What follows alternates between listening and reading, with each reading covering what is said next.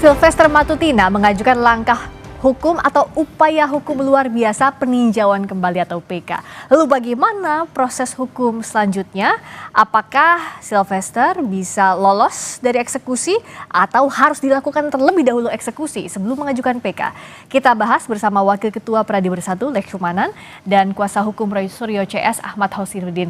Selamat malam Bapak-Bapak, Ahmad Hosinuddin juga Bang Lekhumanan. Jadi kalau sebenarnya Bung Sylvester mengajukan upaya luar biasa peninjauan kembali, harus eksekusi dulu atau enggak?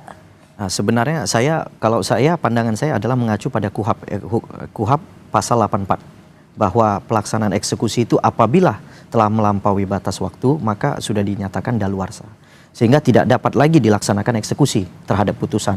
Jadi pasal 84 itu adalah bahwa putusan pengadilan itu kurang lebih kalau nggak salah saya 1,5 tahun, kemudian ditambah 1/3 itulah masa daluarsanya. Dan itu sudah lewat karena 6 tahun sudah tidak dilaksanakan eksekusi sehingga menurut saya itu sudah lampau dan sudah tidak bisa dilaksanakan eksekusi. Meskipun sudah inkrah van geweest, artinya sudah berkekuatan hukum tetap, bisakah itu menghalangi eksekusi dengan alasan daluarsa tadi, Bang Hosinuddin? Ya, saya menjelaskan yang pertama, Saudara Sylvester Matutina itu dalam kondisi terkena banjir bandang besar, air bah yang besar.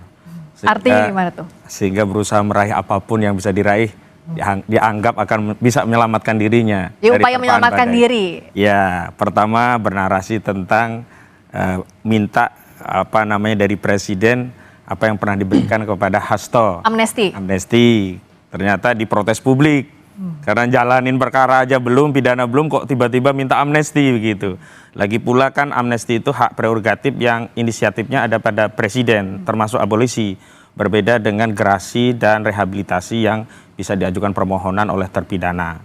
Kedua, mencoba bernarasi dengan daluarsa. Daluarsa penuntutan dan eksekusi itu diatur kalau ancaman pidananya di atas 3 tahun. Dan Sylvester Matutina itu kan dieksekusi dengan ketentuan pasal 311 KUHP yang ancaman pidananya di atas 3 tahun yakni 4 tahun. Itu diatur 12 tahun dan ditambah 1/3-nya. Jadi 16 tahun. Jadi kalau mau nunggu ya nunggu nanti 10 tahun lagi kira-kira begitulah. Dan yang ketiga ya kita hargailah. Jadi tadi menarik apa yang disampaikan Kapus Penkum Kejaksaan Agung. Dia menyatakan hanya menghormati upaya hukum, tetapi tidak melanjutkan apakah eksekusi itu bisa dihalangi atau tidak. Harusnya tegas. Nampaknya Kejaksaan Agung juga sedang melihat ombak begitu. Dan disitulah yang kemudian kami simpulkan memang masih ada orang besar di balik Sylvester Matutina. Oke, kita bahas satu-satu dulu tadi. Daluarsa nggak berlaku harusnya kalau ini pemahaman hukum yang menurut saya salah. Kenapa? Mungkin saya bacakan saja biar jelas gitu. Jadi masyarakat juga jelas sebenarnya apa sih pasal 84 itu. Oke, saya bacakan sama-sama pasal. Harus punya dasar hukumnya. Iya dong, artinya kenapa kejaksaan tidak melaksanakan eksekusi? Kan kejaksaan adalah lembaga negara, nggak boleh dong kita ajak dia untuk tabrak aturan, kan begitu kan? Ujung tombak daripada kejaksaan adalah KUHP, sehingga kejaksaan wajib menghormati KUHP. Oke, saya bacakan pasal 84 ayat 1. Kewenangan menjalankan pidana hapus karena daluarsa. Ayat 2-nya, tenggang daluarsa mengenai semua pelanggaran lamanya 2 tahun, mengenai kejahatan yang dilakukan dengan sarana percetakan lamanya 5 tahun, dan mengenai kejahatan-kejahatan lainnya. Oke? Lamanya sama dengan tenggang daluarsa bagi penuntutan pidana ditambah 1/3. Penuntutan pidana pada saat Bang Sylvester dituntut itu 1,5 tahun ditambah 1/3. Sehingga disitulah sudah kalau 1,5 tahun tambah 1/3 itu kan kurang lebih 2,5 tahun. Sekarang sudah 6 tahun. Artinya pihak kejaksaan tidak boleh lagi melaksanakan eksekusi. Nah, pertanyaannya kenapa upaya hukum luar biasanya nunggu 6 tahun dulu, nggak diajukan waktu saat sudah inkrah aja udah kasasi? Nah, kalau itu saya berpulang pada Bang Sylvester ya. Kenapa ya? Ya kan karena apa kan sengaja saya kan menunggu ada alasan daluarsa dulu baru mengajukan PK? Ya bisa juga. Menghindari hukum? Menghindari hukum bisa juga gitu. Artinya bukan kita menghindari hukum. Sebenarnya kita kan ada, Pak Sylvester kan ada di Jakarta aja, nggak ada kemana-mana gitu. Ya kan, jadi tidak dilaksanakan eksekusi, kita nggak bisa pastikan kenapa. Tapi faktanya kita tidak melarikan diri ya. Pak Sylvester tidak pernah melarikan diri, ada di Jakarta. Ya kan, sebenarnya anytime itu ada. Ya kan, dimanapun bisa ditemuin intinya. Cuman ketika tidak dilaksanakan eksekusi, saya melihat udah sampai sepanjang ini tiba-tiba mungkin teman-teman ini mendorong, akhirnya kemudian diangkat kembali berita itu. Oke, soal daluarsa tadi setuju? Ya, memang ada perbedaan pandangan. Kalau kami tetap mengacu kepada pasal 78 KUHP dan memang ada perbedaan pandangan, silahkan saja. Tetapi yang jelas negara tidak boleh kalah. Jadi kalau negara lalai pada saat sebelumnya tidak segera mengeksekusi, saatnya hari ini negara mengambil sikap untuk menunjukkan marwah negara bahwa ada institusi yang berwenang untuk mengeksekusi. Ada ya tindakan yang tidak membiarkan seorang ya terpidana berkeliaran kemana-mana, sehingga setidaknya ini akan mengobati luka publik terhadap ya keadilan yang tercerabut dari akarnya pada seorang yang sudah terpidana tapi bisa kemana-mana. Belum lagi dia mendapat jabatan sebagai komisaris BUMN. Ini kan rentetan suatu peristiwa yang sangat menjatuhkan marwah hukum ya. Saya tidak bicara lagi soal kepentingan Pak Yusuf Kalla, walaupun sangat ya aneh sekali seorang Yusuf Kalla saja bisa dikesampingkan, apalagi kalau yang difitnah itu hanya seperti saya misalnya begitu.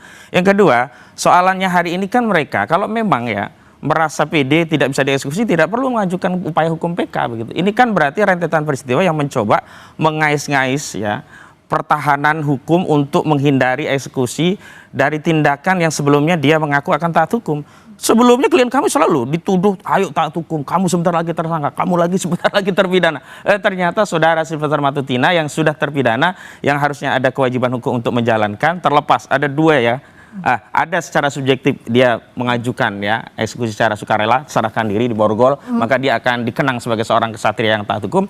Atau yang kedua memang jaksa penuntut umum untuk melakukan eksekusi, dan kami sudah merencanakan apa itu? Mendatangi Kejaksaan Agung untuk membawa kasus ini ke Jamwas Jambit. Jadi jaksa pengawas ya, jaksa agung muda pengawas ya, harus mengawasi kinerja Kejaksaan Negeri Jakarta Selatan. Tidak boleh dibiarkan. Ini memalukan loh institusi tidak boleh Kejaksaan dibiarkan Agung. katanya. Yang kedua juga Jambit. Baik, Jaksa Agung muda bidang pembinaan. Ya, artinya silakan saja. Cuman yang pasti, ya kan, di sini Panglima tertinggi Kejaksaan adalah KUHAP, ya kan. Jadi jangan juga kita giring Kejaksaan itu untuk supaya melanggar KUHAP. Itu nggak mungkin. Nah, karena mereka bekerja dieksekusi, berbasis KUHAP.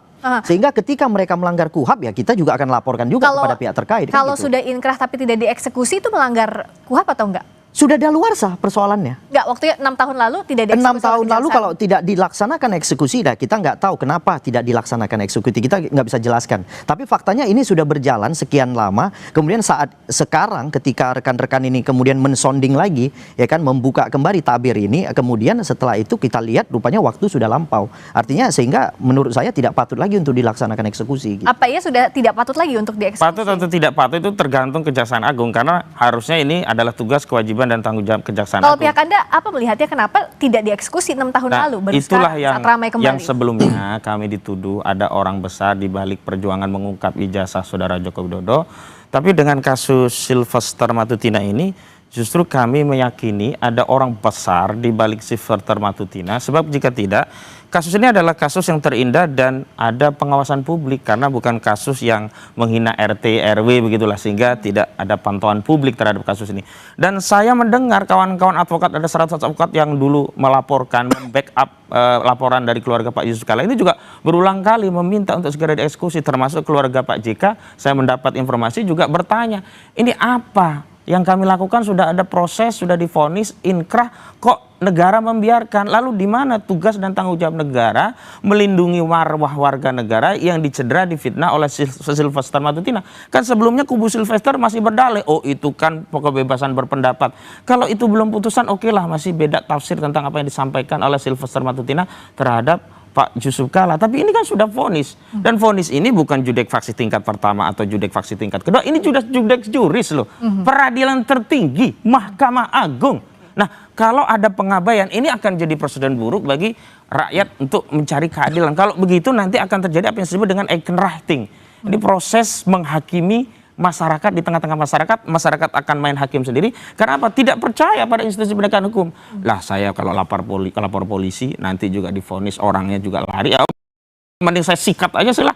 Biar aja kalau saya masuk penjara masuk gitu. Nah, ini yang berbahaya gitu loh. Kalau dituding atau diterka-terka ada orang besar, orang besarnya di tingkat mana? Kejaksaan kah? Presiden saat itu. Masa? Ini saudara Joko Widodo, karena kita tahu Apa relasinya adalah Sylvester Matutina itu kan ketua Solmed, Solidaritas Merah Putih, yang mendukung ya daihatnya saudara Joko Widodo.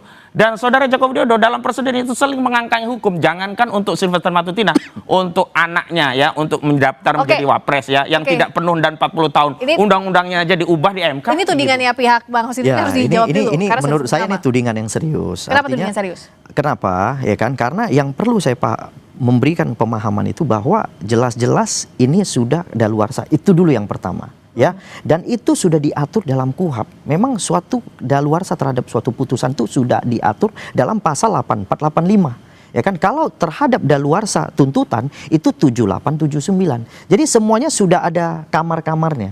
Jadi artinya ketika daluarsa terjadi pada putusan Sylvester Matutina, nah saya menghimbau masyarakat, kita kan orang taat hukum, kita harus ikuti. Secara KUHP-nya mengatakan seperti itu, ya kita minta penegak hukum ikuti juga gitu loh. Jadi menurut saya kalau tudingan-tudingan seperti ini cukup serius. Sementara Pak Jokowi dengan Pak Sylvester itu menurut saya tidak punya ada hubungan spesial atau apa. Oke, apa dengan tudingan yang dianggap serius tadi, apa langkah pihak Anda? Kita akan bahas saja di Sapa Indonesia Malam.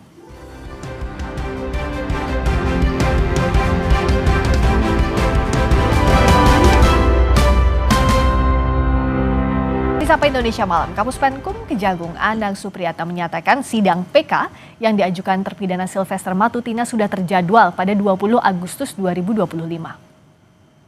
Informasi dari Kepala Kejaksaan Jakarta Selatan yang diterima pada tanggal 11 Agustus dan terjadwal untuk persidangannya tertanggal 20 Agustus untuk persidangan permohonan PK dari saudara terpidana Sylvester. Saya pengen nanya yang tadi sebelum jeda ya, tapi mau jawab dulu yang ini. Kan PK-nya sidangnya udah ada 20 Agustus. Bukti barunya apa? Kan harus ada novum. Iya, bukti barunya kan kebetulan yang mengajukan PK itu kan bukan saya sebagai tim kuasa hukum untuk mengajukan PK, ada tim lain lagi. Nah, mungkin nanti saya akan konfirmasi terhadap tim yang mengajukan PK. Tapi yakin ada bukti baru? Pak, kita punya bukti baru. Kita yakin. Kita yakin kita punya bukti baru terkait perdamaian itu akan kita jadikan bukti baru. Oke, perdamaian dengan Pak JK yang diakui oleh Bang Sylvester. Tapi tadi dituding secara serius oleh Bang Kozinudin, sebut nama siapa orang besar di balik ini. Ini tudingan serius ini Pak Kozinudin, ini harus lebih jelas lagi nih harusnya. Saudara Jokowi ya.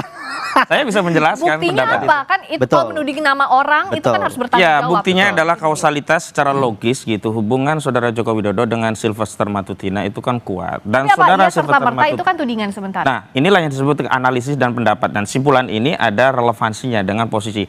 Kalau ya saya yang kemudian dilindungi saudara Joko Widodo nggak ada hubungannya, justru saya kan di oposan, selalu mengkritik, jadi nggak nyambung begitu. Tapi kalau kita kaitkan orang besar itu adalah presiden, dikaitkan dengan vonisnya itu 2019, saat itu presidennya saudara Joko Widodo, wajar kalau kemudian kejaksaan tiarap, mana berani ya kejaksaan nyongkel-nyongkel nyenggol tim yang selama ini daihat membela saudara Joko Widodo.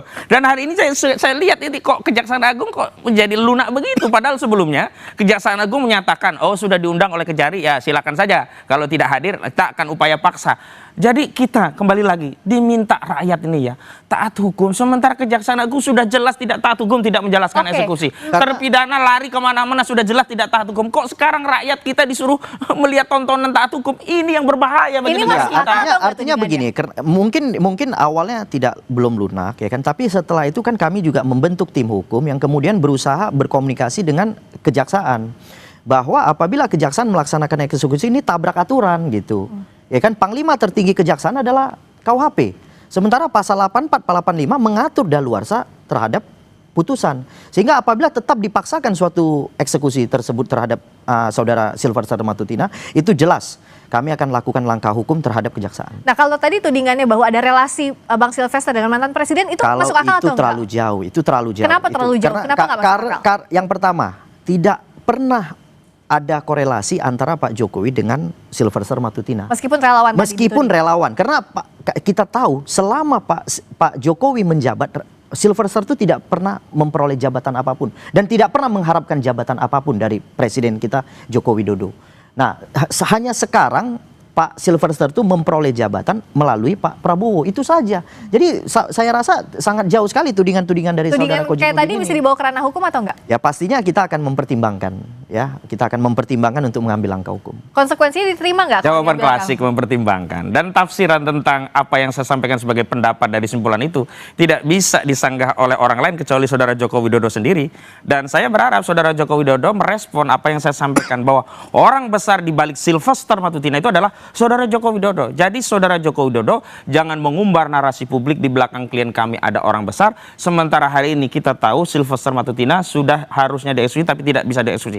Dan sekarang kalau kita lihat, ini kan jaksa seolah-olah di ultimatum ya.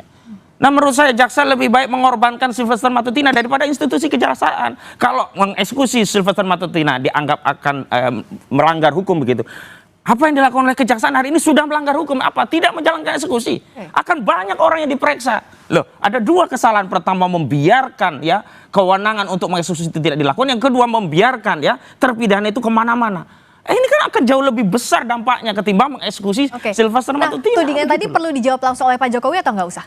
Ya saya rasa sih nggak perlu ya, nggak perlu lagi dijawab sama Pak Jokowi. Meskipun tudingannya dianggap serius. Karena yang tadi saya sampaikan bahwa selama Pak Jokowi memimpin 2 periode, Sylvester Matutina tidak pernah memperoleh jabatan apapun. Sehingga perlu saya simpulkan bahwa Pak Jokowi tidak pernah punya dukungan penuh terhadap Sylvester Matutina, itu jelas, ya kan? Kemudian Sylvester Matutina pernah membantu dalam kampanye Pak Prabowo dan Gibran, itu saja. Kemudian Pak Sylvester itu merupakan wakil TKN, tim pemenangan Prabowo Gibran. Itu saja. Jadi di eranya Pak Jokowi sama sekali nggak pernah. Meskipun disebut-sebut tadi dapat jabatan komisaris juga.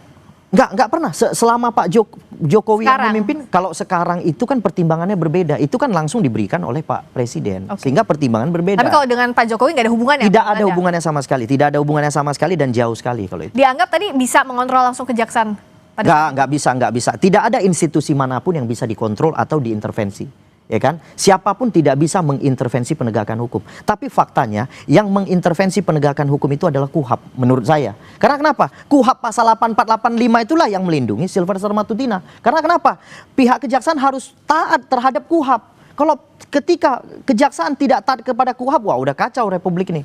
Babak belur udah nih republik. Kejaksaan harus taat kepada KUHAP. Kalau menurut Bang Lesmanan kan harusnya nggak usah dieksekusi, ya jalanin aja. Kejaksaan sudah melanggar KUHAP karena tidak melakukan eksekusi sejak putusan itu diterima. Karena KUHAP-nya pasal 84 itu daluarsa, putusan itu dulu kenapa tidak dilakukan? Berarti kan terjadi pelanggaran. Jangan sampai kejaksaan menjadi tumbal Sylvester Matutina dan jangan sampai upaya penegakan hukum di Indonesia morat-marit kacau balau hanya karena tindakan kejaksaan yang membiarkan terpidana kemana-mana. Dan saya mau tegaskan ya terkait orang besar di balik Sylvester, sehingga kita semua ini kan jadi kena kotoran dari Sylvester Matutina ini. Kita harus bersih-bersih nih. Negara ini harus bersih-bersih dari kotoran Sylvester Matutina yang mencederai proses penegakan hukum. Tadi saya katakan orang besar itu adalah Saudara Joko Widodo. Dan tafsiran penyangkalan itu tidak bisa muncul kecuali pada 2 hal. Pertama dari Saudara Joko Widodo sendiri, yang kedua kuasa hukum Saudara Joko Widodo. Kenapa sih ada tudingan tadi? Apa emang relevansinya dengan kasus ini? Lah, dengan Saudara Joko Widodo 2019 itu kan presiden. Vonisnya kan kasasi itu di 2019. Sampai hari ini nggak jalan. Selama ini kan Saudara Joko Widodo menuduh ada orang besar di balik Roy Suryo. Begitu dilawan, dikejar siapa orangnya, dia kemudian ngeles. Oh bukan Demokrat, bukan SBY. Dan hari ini saya yang kemudian gantian. Ada orang besarnya itu ternyata bisa jadi Joko Widodo yang berkaitan dengan Sylvester Matutina. Dan hari ini kita semua menjadi korban. Bahkan yang dikorbankan bukan hanya soal tidak dieksekusinya, tetapi hukum itu sendiri. Sistem dari hukum itu sendiri rusak. Hari ini berantakan semua. Akhirnya orang punya anggapan, ya kalau negara saja tidak mentaati apa yang menjadi tugas kewenangan dan tanggung jawabnya untuk mengeksekusi melalui kejaksaan, lalu apa dasarnya kita diminta untuk mentaati proses Bang Lesmanan dijawab dong tudingan yang tadi. Terkait dengan yang orang besar itu saya sudah sampaikan, saya tekankan itu bukan Joko Widodo, itu sudah pasti ya. Tetapi karena mungkin rekan-rekan ini selalu mengarahkan kepada Pak Joko Widodo, ya itu silakan saja. Kalaupun misalnya tadi mempertimbangkan untuk ngambil langkah hukum, semakin luas nggak, semakin lebar nggak kasus ini, ya, perlu atau enggak? Ya makanya kan gini, saya sarankan ambil langkah hukum. Ya, kita pasti akan ngambil langkah hukum kalau begitu. Tapi yang harus mengambil langkah hukum Saudara Joko Widodo, karena kepentingan saya hanya dengan Saudara Joko Widodo. Ya. Balik lagi dia lagi. Betul. Sekarang yang kasus ini aja belum selesai oleh Saudara Joko Widodo. 311, 310. Kemudian diselundupkan pasal 32, 35. Motifnya jelas, agar orang yang status tersangka dalam laporan Saudara Joko Widodo bisa ditahan karena KUHAP mengatur diatur ancaman pidana di atas 5 tahun bisa ditahan. Kalau pasalnya hanya pencemaran, fitnah, merasa direndahkan, ya, merasa dihina-dinakan, itu kan 310, 311 itu kan di bawah 5 tahun. 310 cuma 9 bulan, 311 cuma 4 tahun. Maka diselundupkanlah di laporan saudara Joko Widodo pasal 35 Undang-Undang ITE yang ancamannya 12 tahun, pasal kemudian 32 yang ancamannya 8 tahun. Ini kan jahat kepada rakyatnya saja begitu. Bagaimana menjawabnya? Bahkan ada penyelundupan hukum. Perlu nggak dijawab? Perlu nggak tantangan ini ditanggapi? Sebenarnya terkait dengan penyidikan kepolisian, saya tidak mau ikut terlalu dalam terhadap penyidikan kepolisian karena akan merusak pemeriksaan polisi. Jadi polisi itu ketika mungkin memeriksa suatu laporan polisi yang diadukan oleh Pak Joko Widodo, kemudian peristiwa dinaikkan ke tahap penyidikan, itu dianggap peristiwanya sudah ada. Oke, kemudian setelah dilihat ada peristiwanya, mereka akan melihat pasal-pasal yang tepat. Oke. Ya kan, untuk disangkakan kepada para terlapor gitu. Nah, setelah pasal-pasal itu sudah kira-kira tepat untuk disangkakan kepada para terlapor, maka mereka nanti akan memanggil terlapor untuk diperiksa dalam proses penyidikan dan kemudian akan ditetapkan sebagai tersangka. Jadi menurut saya kinerja polisi jangan kita komentari karena polisi adalah institusi satu-satunya yang diberikan kewenangan oleh negara untuk melaksanakan konstitusi. Jadi tidak perlu kita komentari terhadap kinerja kepolisian. Kalau gitu gimana dong agar tidak dianggap mencederai hukum seperti yang dituding oleh Pak Hussein? Jawabnya nanti usai jeda di Sapa Indonesia Malam, kami segera kembali.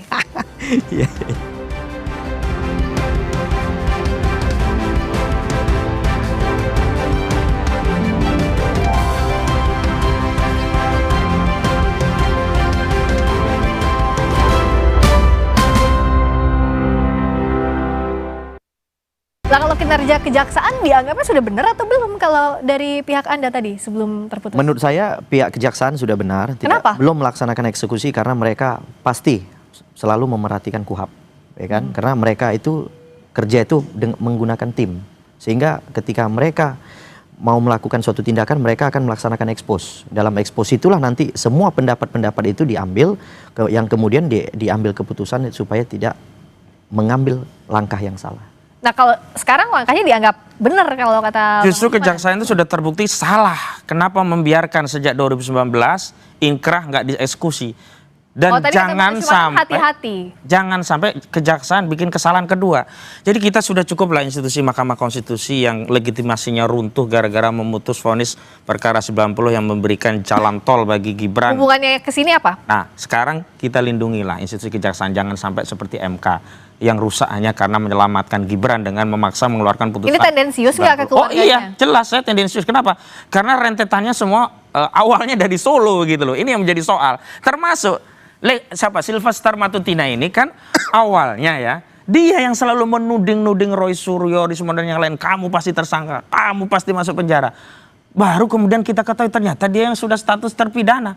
Kok bisa ada orang punya status terpidana yang dia melanggar asas presumption of innocence, pada saat yang sama dia sendiri menghindari proses hukum. Nah, kalau kita bicara ya tidak dieksekusi, itu tidak hanya soal kejaksaan yang keliru loh, tetapi ada juga orang yang mau dieksekusi itu pasti mengambil upaya. Nah, upaya inilah yang menyebabkan kejaksaan saat itu tidak bisa menjalankan eksekusi. Nggak mungkin jaksa itu nggak tahu tugas dan kewenangan tanggung jawab. Nggak mungkin kalau nggak tahu tugas dan kewenangannya.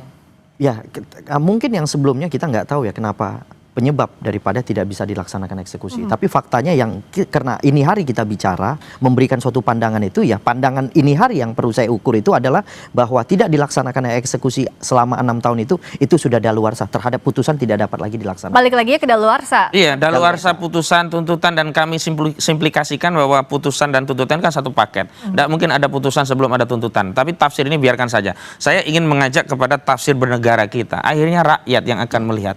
Apa iya akhirnya Kejaksaan Agung ya berani mengambil resiko institusi kejaksaan terdelegitimasi hanya gara-gara seorang Sylvester Matutina?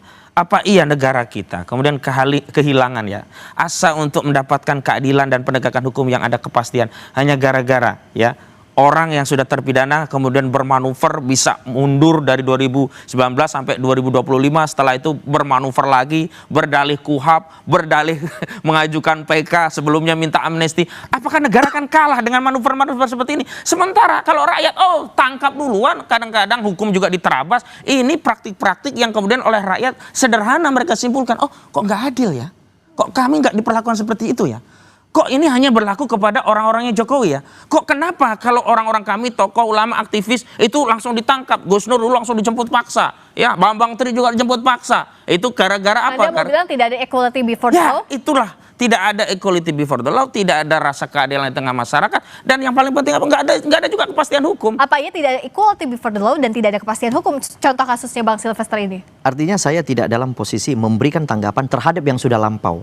Oke, terhadap yang sudah terjadi, ya kan? Sekarang kan tidak bisa kita meminta pihak kejaksaan untuk mengulang suatu video. Kan tidak mungkin. Tapi sekarang kejaksaan ketika mungkin ditegur, nah kemudian mereka memperhatikan KUHP bahwa KUHP itu mengatakan bahwa putusan tersebut telah daluarsa. Sehingga patut kita sampaikan kepada publik bahwa terhadap putusan yang daluarsa tidak boleh dilaksanakan. Tapi kalau lagi daluarsa harusnya sidang Jelas PK-nya itu. nggak dijadwalkan kok. Sidang PK adalah hak semua orang. Ya, siapapun itu boleh mengajukan PK seperti dulu Jessica Iskandar ketika Jessica Wongso ketika sudah keluar daripada tahanan dia mengajukan PK. Itu jadi PK itu siapapun boleh melaksanakan. Nah, cuman terhadap kejaksaan itu kan putusan kasasi yang harusnya tadinya dieksekusi karena mungkin daripada belum pernah menerima salinan putusan dari pengadilan sehingga mereka tidak bisa melaksanakan eksekusi. Nah, itu yang perlu kita tanyakan adalah kepada Mahkamah Agung. Nah, kalau sekarang sidang PK-nya sudah dijadwalkan 20 Agustus tadi kata kejaksaan. Saya yang khawatir korban Sylvester Matutina bukan hanya kejaksaan. Kenapa? Tapi juga lembaga peradilan.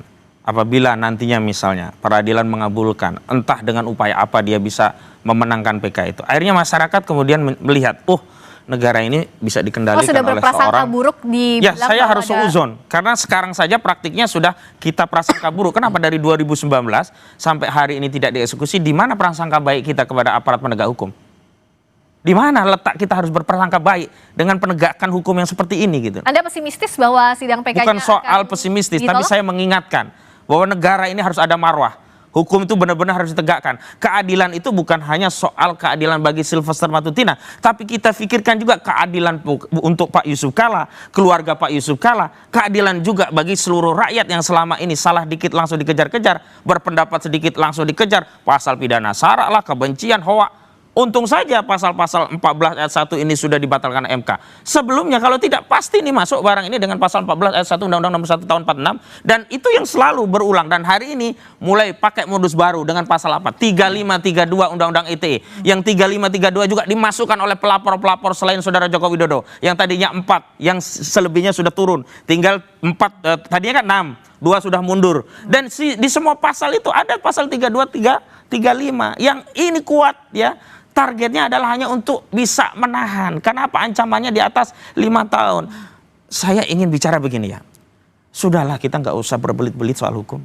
Hukum itu sederhana. Ketika rakyat mampu memahami sederhana. Sementara kita aparat membuat hukum itu berbelit-belit dan membuat rakyat semakin jauh panggang dari api tentang cita asa keadilan hukum bagi mereka. Saya khawatir rakyat kemudian akan meninggalkan kepercayaan kepada institusi penegakan hukum. Ada jauh panggang dari api sikap penegak hukum yang dianggap oleh Bang Kosinudin. Sikap penegak hukum itu sudah objektif ya. Menurut saya sudah objektif. Di dalam penyidikan yang dilakukan oleh Polda Metro Jaya terhadap para terlapor itu juga sudah sangat objektif. Maka mereka ketika dipanggil dalam proses penyidikan itu, kemudian mungkin pengacara daripada terlapor itu mengirimkan surat penundaan dan itu sudah diakomodir oleh Dirkrim Mereka memberikan penundaan hingga mungkin selesai daripada 17 Agustus yaitu kemerdekaan Indonesia. Jadi artinya penegak hukum itu sudah objektif dalam melaksanakan hukum. Jadi sehingga kita tidak perlu lagi ragu terhadap penegakan hukum. Karena semuanya itu akan sama. Posisi siapapun itu di Republik ini sama posisinya. Siapa yang bersalah ya pasti dinyatakan bersalah. Siapa yang tidak bersalah pasti dinyatakan tidak bersalah. Terhadap kasus Sylvester Matutina perlu saya tegaskan di sini sudah ada perdamaian. Sehingga perdamaian itulah mungkin nanti diajukan sebagai novum di PK gitu. Jadi ketika sesuatu yang sudah dilakukan perdamaian menurut saya sudah tidak perlu lagi digoreng ke kanan ke kiri. Soal perdamaian ini bisa meniadakan pidana dan eksekusi? Tidak bisa. Cuman saya mau tanya, perdamaian itu versi siapa? Karena Pak Hamid Awaludin dan beberapa orang yang berhubungan dengan Pak JK membantah hal itu. Dan bahkan Pak JK menurut informasi yang saya terima tidak pernah kenal nih sama Sylvester Matutina begitu. Bahwa ada permintaan Sylvester untuk damai, iya. Tetapi responnya ya nggak ada begitu. Nah, saya mau tegaskan begini. Kalau hukum kita kemudian ditarik untuk dengan perdamaian dan sehingga semua effort yang sudah dikeluarkan dari proses penyidikan, penuntutan, vonis tingkat pertama, kedua hingga judex juris tingkat Mahkamah Agung dikesampingkan hanya dengan upaya perdamaian, sudahlah rusak republik ini. Sekarang saya mau tanya kepada Kejaksaan Agung, apakah Kejaksaan Agung mau menyelamatkan marwah institusi Kejaksaan Agung atau memilih untuk membela Sylvester Matutina? Itu saja bagi rakyat. Perdamaian tadi dianggap sepihak karena kerabat Pak JK juga sudah membantah beberapa kali. Di sisi lain putusan hukum tidak bisa dihempaskan dengan perdamaian. Jadi terkait dengan yang ditanyakan mungkin keluarga Pak Jiko, saya rasa tidak tepat. Ini kan 310-311 ini kan delik aduan, jelas. Yang melaporkan adalah Pak JK. Ya kan, kemudian ketika Pak JK yang harusnya sebenarnya dikonfirmasi terkait benar nggak adanya perdamaian atau tidak, yang mengetahui pasti Pak JK karena ada saksi yang menyaksikan terhadap perdamaian tersebut. Tapi saya tidak bisa sebutkan namanya. Tapi pastinya saya punya fotonya. Saya pernah melihat adanya perdamaian di kantor Wakil Presiden Republik Indonesia. Jelas. Nah, jadi ketika mungkin yang ditanyakan orang-orang yang tidak mengerti terhadap laporan ini, ya pastinya mengatakan tidak ada perdamaian. Nah, terhadap Pak Hamid juga, Pak Hamid itu tidak ada di situ pada saat itu. Pada saat dilakukan perdamaian itu tidak ada di situ. Tapi jadi tidak akan Pak Hamid dari sisinya Pak JK maupun keluarganya tidak pernah bilang ada perdamaian. Ya harusnya Pak JK yang menyampaikan kalau memang ada atau tidak gitu loh. Tidak bisa ditanyakan kepada orang lain.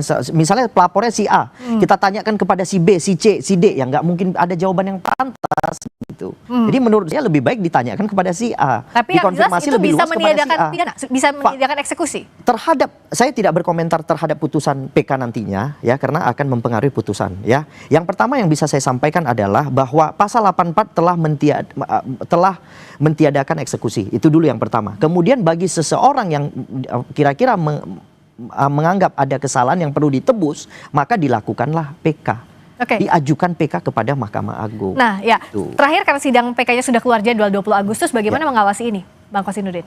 Kami hanya menyampaikan kepada rakyat, inilah hukum di Republik kita. Jadi kalau rakyat ingin ya negara ini baik, ayo kita bareng-bareng bersuara, karena kita sudah terlalu capek ya dengan dagelan hukum, manuver hukum yang ya berkelindan di balik kekuasaan yang akhirnya rakyat hanya kebagian apa istilahnya itu amsyong, rugi besarnya hanya pada rakyat. Sementara hanya segelintir orang yang bisa mengakses kekuasaan sehingga dia mendapatkan fasilitas hukum melalui kekuasaan tadi, dan akhirnya segala kesalahan itu bisa diamputasi melalui jalur kekuasaan menggunakan sarana hukum.